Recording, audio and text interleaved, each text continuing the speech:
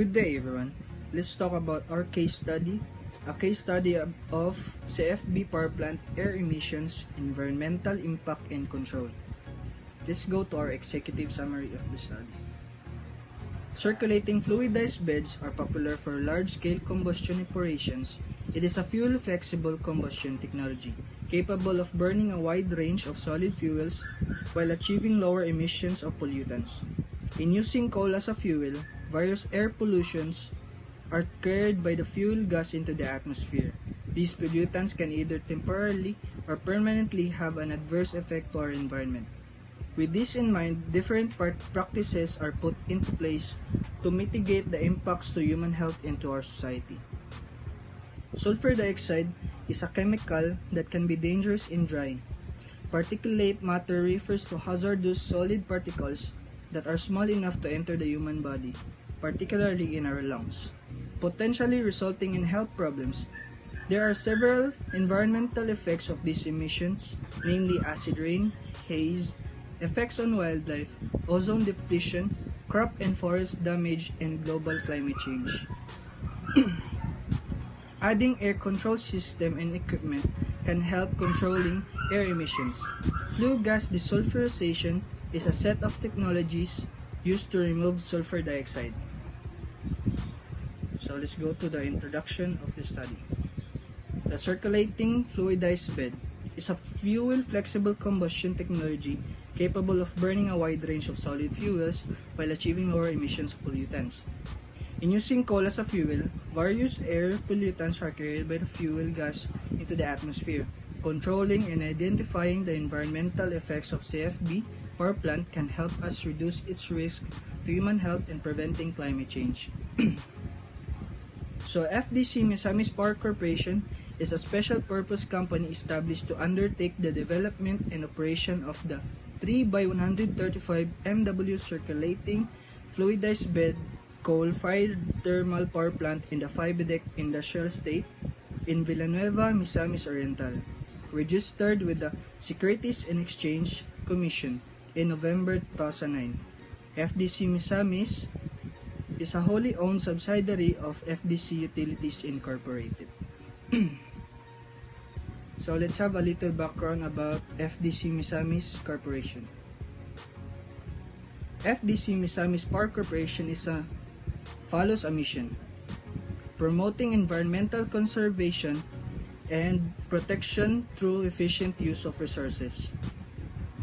The company fulfills this mission through nurturing, care for, protecting, and preserving the resources of the company as well as resources of the community's partners. FCDUI serves in ensuring resources continually grow and shall continually be shared with others. The firm successfully developed the FDC Misamis 3x135 MW circulating fluidized bed coal thermal plant located in Fibedec Industrial Estate, Villanueva, Misamis Oriental. The power plant has a combined capacity of 405 MW and uses the latest clean coal technology. CFB is known for having the higher steam generator efficiency, thus lowering carbon emissions. FDC Misamis was inaugurated by President Rodrigo R. Duterte last September 22, 2016, and it is the first power plant commissioned under his administration.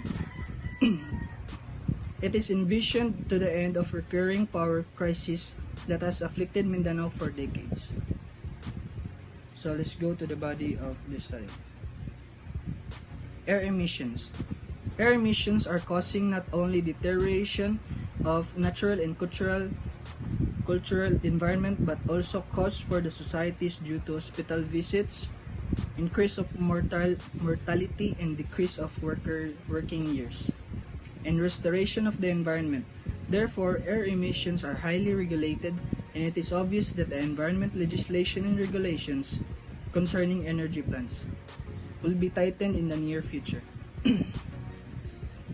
So, FDC Misamis Power Corporation uses electrostatic precipitator, also called electrostatic air cleaner, a device that uses an electric charge to remove certain impurities, either solid particles or liquid droplets, from air or other gases in smokestacks and flues. The precipitator functions by applying energy only to the particulate matter being collected, without significantly impeding the flow of gases. Originally designed for recovery of valuable industrial process materials, electrostatic precipitators are used for air pollution control, particularly for removing particles from waste gases in industrial facilities.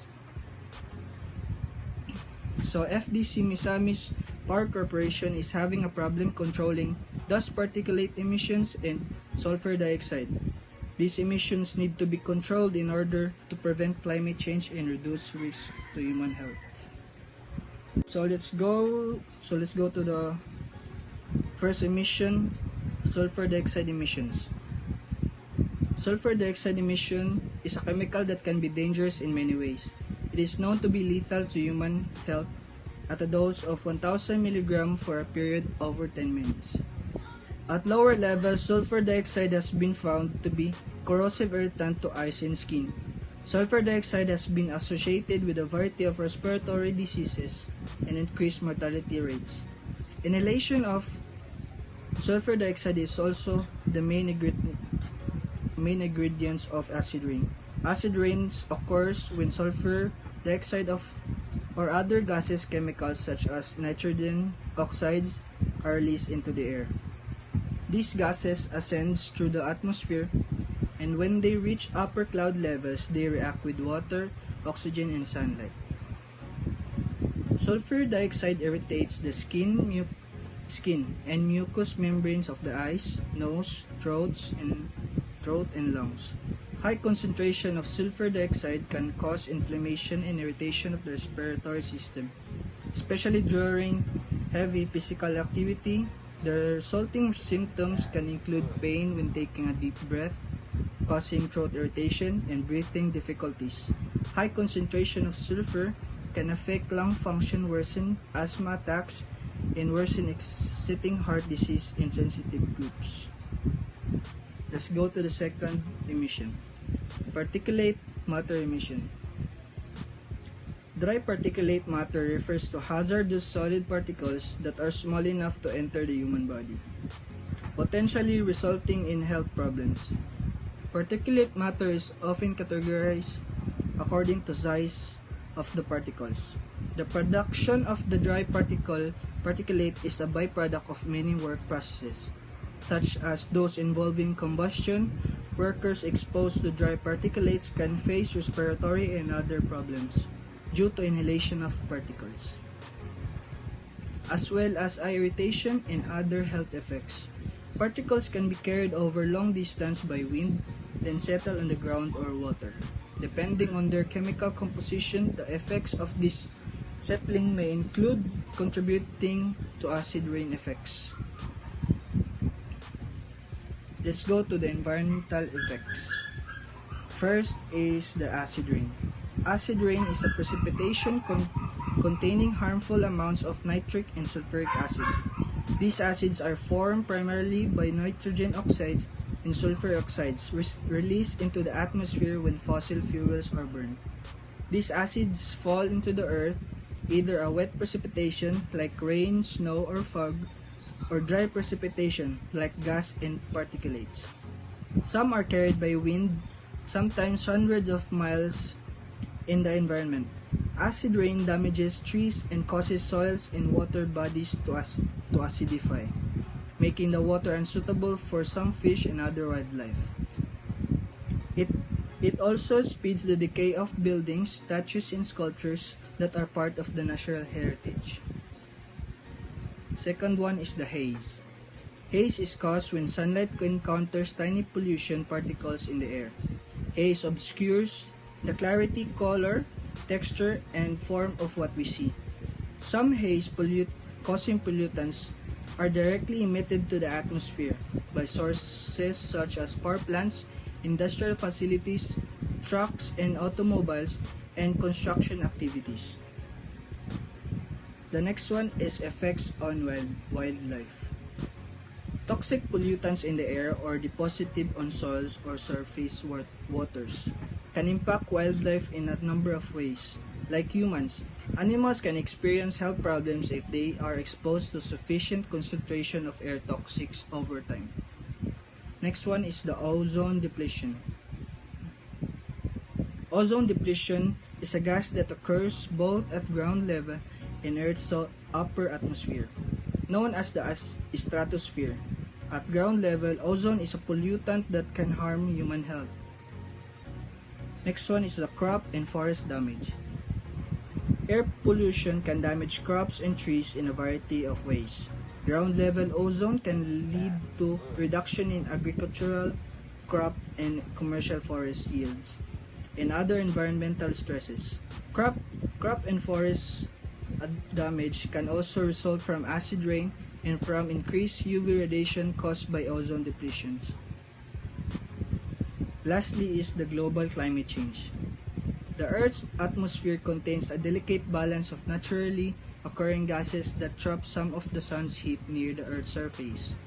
These greenhouse effects keeps the Earth temperature stable. Unfortunately, evidence is mounting that humans have disturbed this natural balance by producing large amounts of some of these greenhouse gases, including carbon dioxide and methane. As a result, the Earth's atmosphere appears to be trapping more of the sun's heat, causing the Earth's average temperature to rise, a phenomenon called a global warming. Next one is the proposed air pollution control system, which will be reported by Jason Sabroso. Good day everyone, I am Jason Sabroso and I'll be continuing to discuss our case study of circulating fluidized bed power plant air emissions, environmental impact and control. Number 3. Proposed air pollution control system and equipment. So this equipment can control air pollutants that are generated by nearly every facet of industrial process, including raw material sourcing, product manufacturing, maintenance and repair services, and distribution. In doing so, there are several different types of air pollution control equipment available for pollutants produced by both mobile and stationary sources across the wide range of industries. So in order to control these air pollutants, we need to have a control system or equipment. So these are the proposed equipment. First, flue gas desulfurization or FGD. Flue gas desulfurization or sulfur dioxide and flue gas fossil fuel power plants can be controlled by means of an absorption process called flue gas desulfurization. FGD systems may involve wet scrubbing or dry scrubbing. In wet FGD system, flue gases are brought in contact with an absorbent, which can either a liquid or a slurry solid material. The sulfur dioxide dissolves in or reacts with the absorbent and becomes trapped in it. In the FGD systems, the absorbent is dry pulverized lime or limestone. Once the absorption occurs, the solid particles are removed by means of the baghouse filters. Dry FGD systems, compared with wet systems, offer cost, energy savings, and easier operation, but they require higher chemicals consumption and are limited to reflue gases derived from the combustion of low sulfur coal. FGD methods exist, differing mainly in the chemical use in the process. FGD process that employ either lime or limestone slurries as the reactants are widely applied. In the limestone scrubbing process, sulfur dioxide reacts with the limestone, which is calcium carbonate particles in the slurry, forming calcium sulfite and carbon dioxide. In the lime scrubbing process, sulfur dioxide reacts with the slick lime, which is calcium hydroxide, forming calcium sulfite and water, depending on sulfur dioxide concentration and oxidation conditions. The calcium sulfite can continue to react with water, forming calcium sulfite, either calcium sulfite or calcium sulfite in very soluble in water. There are and both can precipitated out of the slurry by the gravity settling. The thick slurry, called FGD sludge, creates a significant disposal problem. Flue gas desulfurization helps to reduce ambient sulfur dioxide levels and help the problem of acid rain. FGD systems were developed as a response to exhaust flue gases from fossil fuel burning plants, principally coal burning, and pose both of environmental human health hazard. Sulfur dioxide can be removed from flue gases by a variety methods. For typical coal-fired power plant, FGD systems will remove 95% of sulfur dioxide in the flue gases. So, first equipment, this existing equipment is not being used by the firms that we proposed it. As you can see, it can pose both environmental and human health hazard and can remove 95% of sulfur dioxide. Advantages of it is high sulfur dioxide removal efficiencies, product reaction may be reusable, readily available reagents, and products of reaction make reusable just like calcium hydroxide. Calcium hydroxide, also called slick lime, is obtained by action of water on calcium oxide.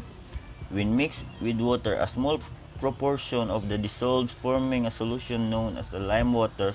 The rest remaining of the suspension called milk of lime. Calcium hydroxide is used an industrial alkali and as a constituent of mortars, plasters, and cement. And the calcium sulfite is a naturally occurring calcium salt. It is commonly known in its dehydrate form. A white colorless powder called gypsum, as uncalcined gypsum and sulfite, is employed as a soil conditioner.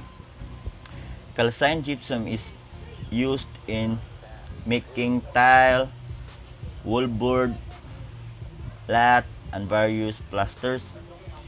If mixed with water, plasters of Paris can be molded into shapes before it hardens by recyclizing to dehydrate form.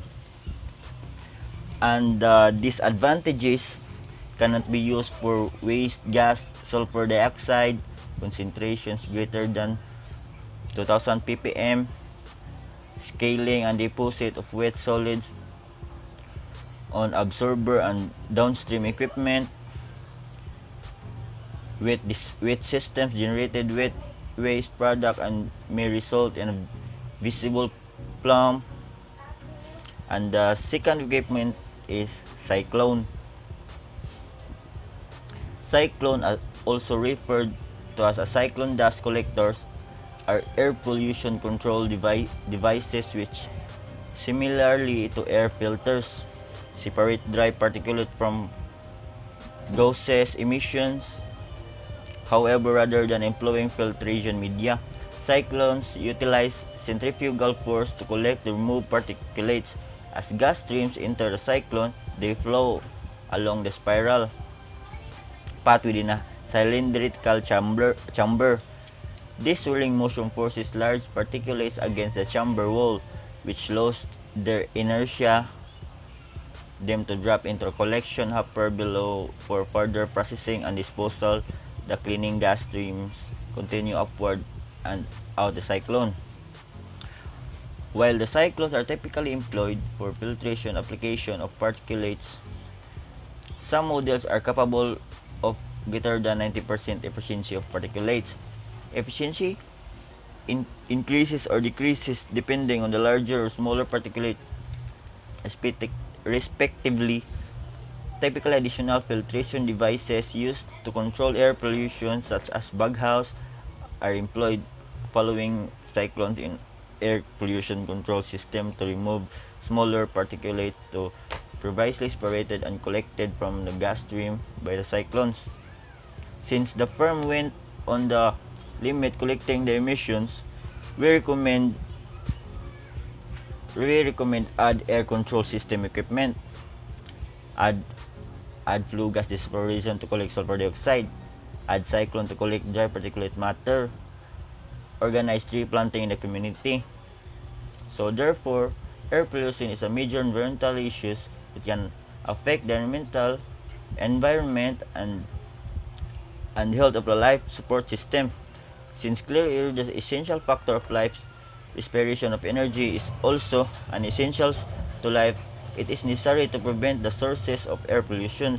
The firm is using circulating fluidized bed electrolysis respiratory the control these emissions, but they have problem controlling these emissions.